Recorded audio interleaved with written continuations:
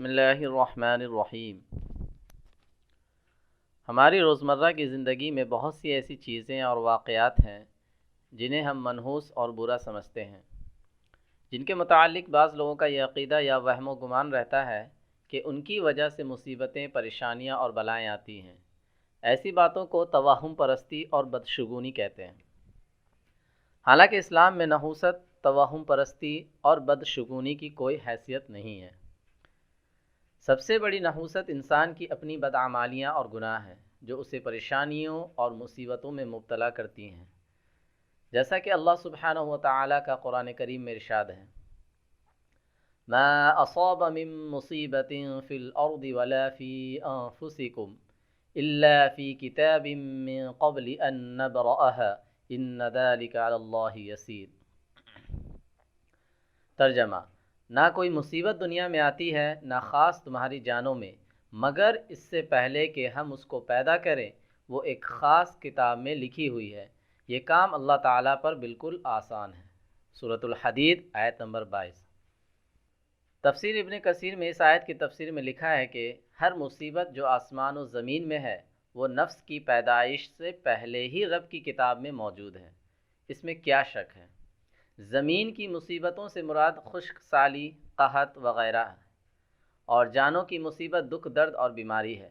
جس کسی کو کوئی خراش لگتی ہے یا لغزش پا سے کوئی تکلیف پہنچتی ہے یا کسی سخت محنت سے پسینہ آ جاتا ہے، یہ سب اس کے گناہوں کی وجہ سے ہے، اور ابھی تو بہت سے گناہ ایسے ہیں جنہیں وہ غفور الرحیم اللہ تعالیٰ بخش دیتا ہے۔ اور ایک دوسری جگہ اللہ سبحانہ و تعالیٰ کا ارشاد ہے: وَمَا أَصَابَكُم مِّن مُّصِيبَةٍ فَبِمَا كَسَبَتْ أَيْدِيكُمْ وَيَعْفُو عَن كَثِيرٍ۔ ترجمہ: تمہیں جو کچھ مصیبتیں پہنچتی ہیں وہ تمہارے اپنے ہاتھوں کے کرتوت کا بدلہ ہے، اور وہ تو بہت سی باتوں سے درگزر فرما دیتا ہے۔ سورۃ الشورى آیت نمبر 30۔ اب ہم ان باتوں کا ذکر کرتے ہیں جن کے متعلق ہمارا عقیدہ ہے کہ وہ مصیبتیں اور پریشانیاں لاتی ہیں، اور جنہیں توہم پرستی اور بدشگونی کہا جاتا ہے۔ وہ یہ ہیں: نمبر 1، بعض لوگوں پر اگر مصیبتیں اور پریشانیاں کسی گھر میں رہنے کے بعد آنے لگیں تو ان کا یہ عقیدہ ہوتا ہے کہ یہ سب پریشانیاں اور مصیبتیں اس گھر کی وجہ سے آ رہی ہیں، اور وہ اس گھر کو منحوس سمجھتے ہیں۔ حالانکہ اسلام میں نحوست جیسی کوئی چیز نہیں۔ انسان پر جتنی بھی مصیبتیں اور پریشانیاں آتی ہیں وہ اللہ کی مشیت اور تقدیر کی وجہ سے آتی ہیں، جیسا کہ اوپر بیان ہوا۔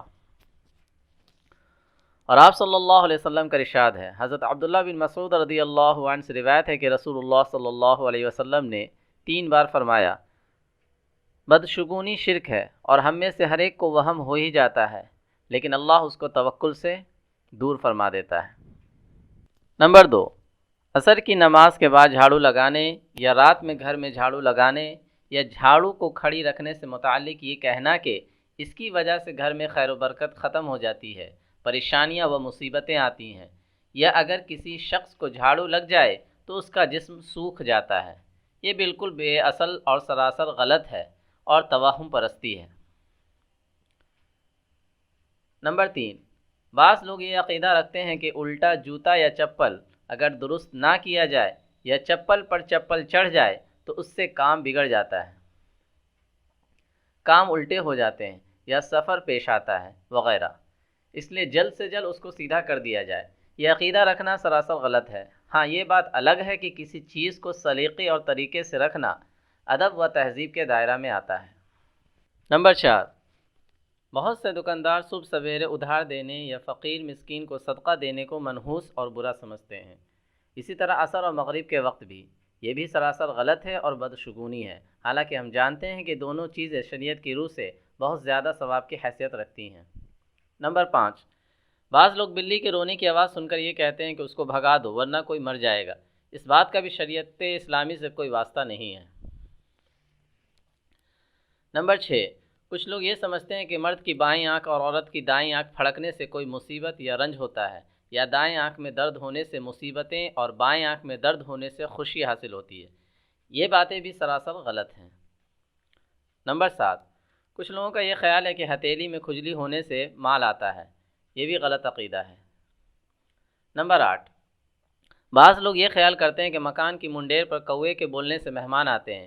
اسی طرح یہ بھی مشہور ہے کہ اگر مرغ اذان دے تو اس کو فوراً ذبح کر دو، کیونکہ اس سے وبا پھیلتی ہے۔ یہ بھی غلط عقیدہ ہے۔ نمبر 9، بعض لوگ محرم اور سفر کے مہینے میں شادیاں کرنے کو برا سمجھتے ہیں، یہاں تک کہ ان مہینوں میں کوئی نیا کام بھی شروع نہیں کرتے۔ ان مہینوں میں شادی بیاہ اور کوئی نیا کام نہ شروع کرنا اس عقیدے پر مبنی ہے کہ یہ مہینہ منحوس ہے۔ اسلام اس نظریے کا قائل نہیں، جیسا کہ اوپر بیان ہوا۔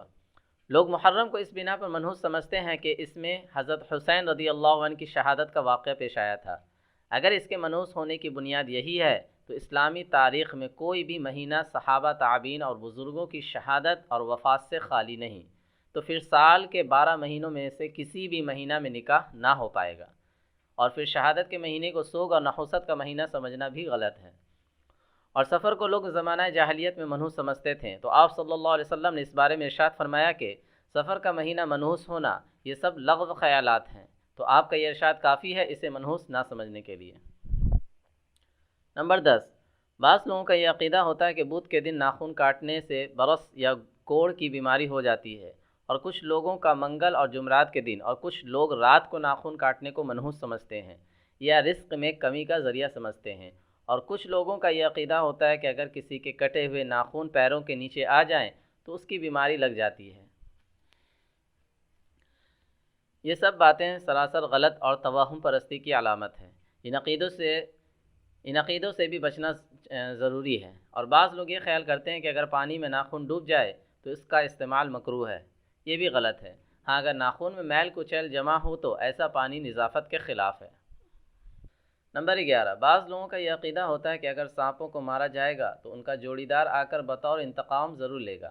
ان کا یہ کہنا شرعاً غلط ہے، کیونکہ آپ صلی اللہ علیہ وسلم نے فرمایا، جس نے سانپوں کو ان کے انتقام کے خوف سے چھوڑ دیا وہ ہم میں سے نہیں۔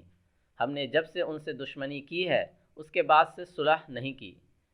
نمبر 12، بعض لوگ اس خیال سے سانپ کو مارنے سے احتراز کرتے ہیں کہ یہ جن ہے جو سانپ کی شکل میں نمودار ہوا ہے، اگر اس کو ماروں گا تو دوسرے جن مجھ سے انتقام لیں گے۔ اس خیال سے سانپ کو زندہ چھوڑنا مناسب نہیں، البتہ اگر کوئی ایسی علامت یا نشانی ظاہر ہو جائے جس سے یقین ہو جائے کہ یہ واقعی جن ہے، سانپ نہیں، تو پھر اسے زندہ چھوڑنے میں کوئی حرج نہیں۔ علامہ تقی الدین ندوی دامت برکاتہم علامہ دمیری کے حوالے سے نقل کرتے ہیں کہ اگر گھر میں سانپ آ جائے تو اسے مارنے سے پہلے 3 دن کی مہلت دینی چاہیے۔ مہلت کے لیے یہ الفاظ کہے جائیں، میں تمہیں اس عہد کی قسم دیتا ہوں جو تم سے حضرت نوح علیہ السلام اور حضرت سلیمان علیہ السلام نے لیا تھا کہ تم ظاہر نہیں ہوگے اور ہمیں نقصان نہیں پہنچاؤ گے، اگر یہ جن ہوگا تو خود ہی چلا جائے گا۔ نمبر 13، ہمارے معاشرے میں نظر بد اتارنے کے لیے لال مرچیوں کو نظر لگے ہوئے شخص کے گرد گھما کر انہیں جلا دیتے ہیں۔ اگر اس طریقہ کو اثر کرنے والا نہ سمجھا جائے بلکہ محض ایک ٹوٹکے کے طور پر کیا جائے تو اس میں کوئی گناہ نہیں، البتہ اس عمل کے دوران اگر کسی قسم کے شرکیہ کلمات وغیرہ سے دم کیا جائے تو یہ بلا شبہ ممنوع ہے، اور اس سے شرک بھی لازم آئے گا جس سے بچنا ضروری ہے۔ نظر اتارنے کا بہتر اور مستحب عمل یہ ہے کہ سورہ قلم کی آخری 3 آیات یا سورہ فلق اور سورہ ناس پڑھ کر دم کیا جائے، یا حدیث پاک میں جو منقول دعائیں ہیں وہ پڑھی جائیں، جیسے اعوذ بکلمات اللہ التامات من شر ما خلق لن تضرک پڑھی جائے، اس سے نظر بد کا اثر زائل ہو جاتا ہے۔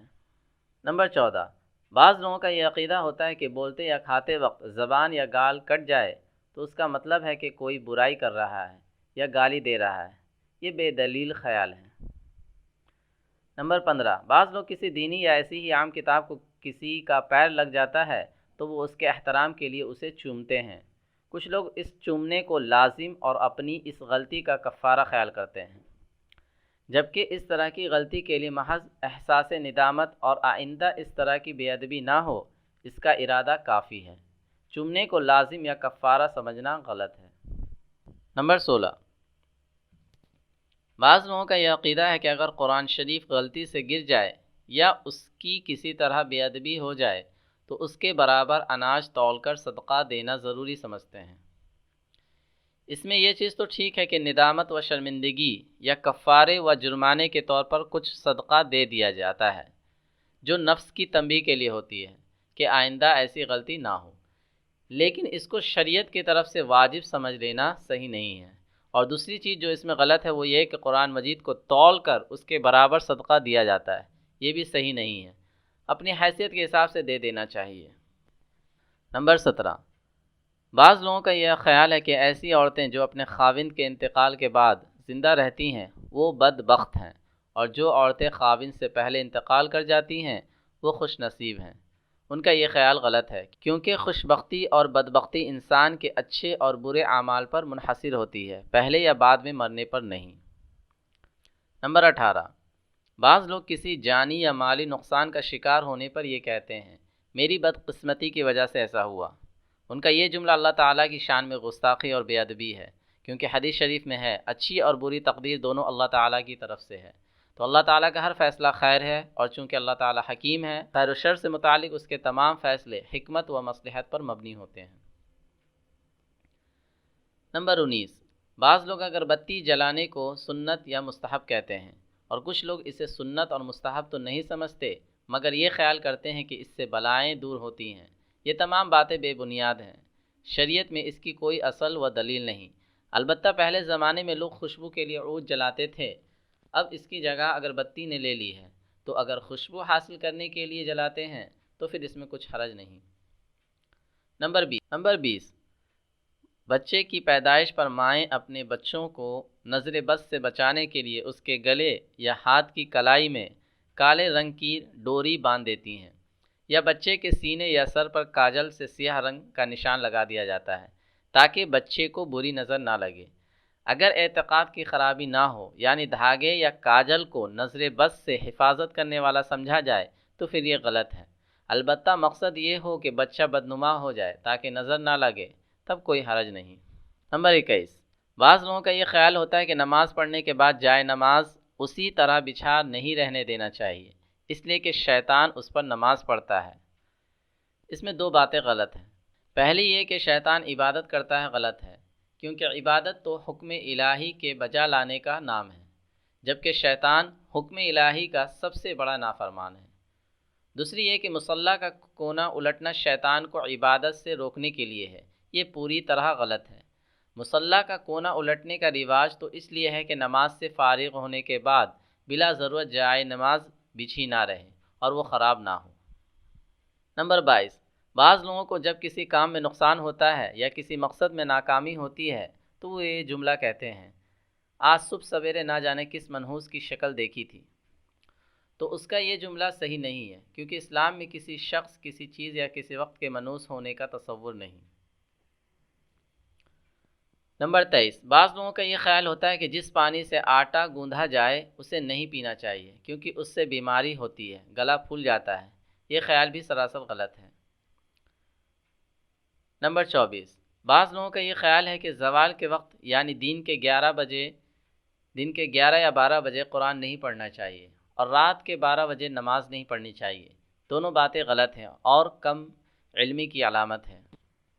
زوال کے وقت نماز پڑھنا ممنوع ہے، لیکن قرآن اور دوسرے اذکار وغیرہ پڑھ سکتے ہیں، اور اسی طرح رات کے 12 بجے اگر کوئی نماز پڑھنا چاہے تو پڑھ سکتا ہے، چاہے وہ عشاء کی نماز ہو یا نفل نماز، کیونکہ عشاء کی نماز کا وقت فجر کے وقت کے شروع ہونے تک رہتا ہے، لیکن عشاء کی نماز بلا وجہ اتنی تاخیر سے نہیں پڑھنی چاہیے، کیونکہ پھر نماز مکروہ ہو جائے گی۔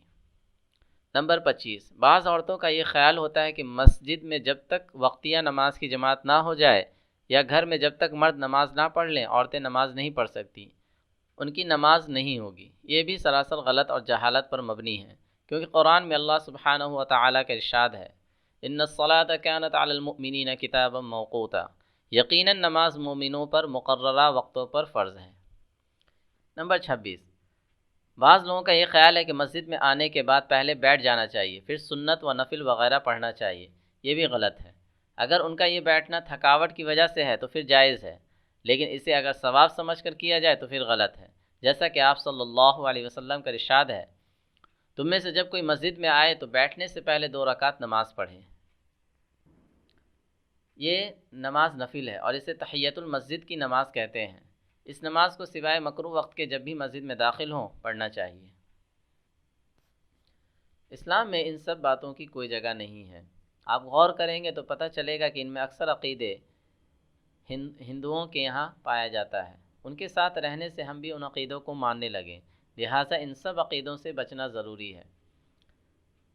اس کے علاوہ اور بھی بہت سارے توہم پرستی اور بدشگونی اور منحوسیت والی باتیں ہیں جنہیں لوگ کم علمی اور جہالت کی بنا پر اسے اسلام کا حصہ سمجھتے ہیں۔ اگر آپ کے گھر یا آس پاس کے لوگ کچھ اور توہم پرستی یا بدشگونی میں مبتلا ہیں تو آپ سامعین کی ذمہ داری ہے کہ اپنے علاقے کے علماء سے اس کی اصلاح کرائیں۔ اللہ تعالی ہمیں غلط عقیدوں سے بچنے کی توفیق عطا فرمائے اور ہمیں سچا پکا مسلمان بنائے، آمین۔